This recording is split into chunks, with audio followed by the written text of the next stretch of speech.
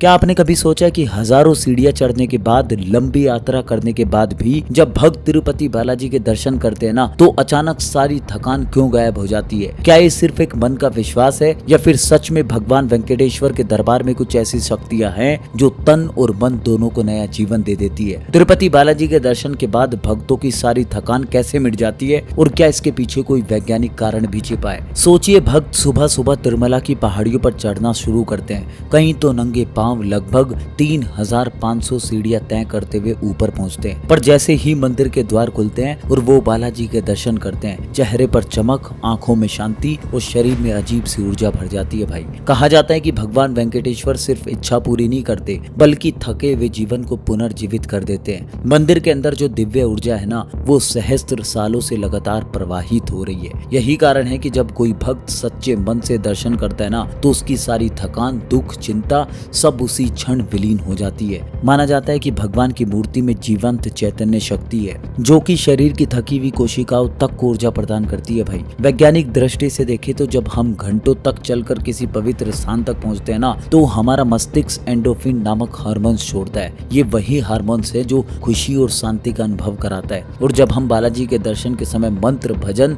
और घंटियों की ध्वनि सुनते हैं ना, तो वो कंपन हमारे नर्वस सिस्टम को शांत कर देता है। लेकिन दोस्तों, सबसे बड़ी शक्ति जो श्रद्धा की होती है। जब इंसान पूरी भक्ति से भगवान को याद करता है, तो उसके अंदर की नकारात्मकता ऊर्जा खत्म होकर आत्मिक शक्ति जागृत होती है। भाई, यही कारण है कि दर्शन के बाद हर भक्त बस यही कहता है कि ना तो कोई थकान, बस संतोष और शक्ति मिली है। भाई, तो अगली बार जब भी आप तिरुपति बालाजी के दर्शन करने जाए, तो बस इतना ध्यान रखना कि वहां पर सिर्फ भगवान के दर्शन नहीं होते, वहां आपकी थकान, दुख और चिंता सब कुछ मिट जाती है, क्योंकि वहां पर बैठा है वो वेंकटेश्वर जो अपने भक्तों को हर रूप में ऊर्जा और आशीर्वाद देता है। कमेंट में भाई बस इतना लिखो, जय बालाजी महाराज, जय वेंकटेश्वर धाम।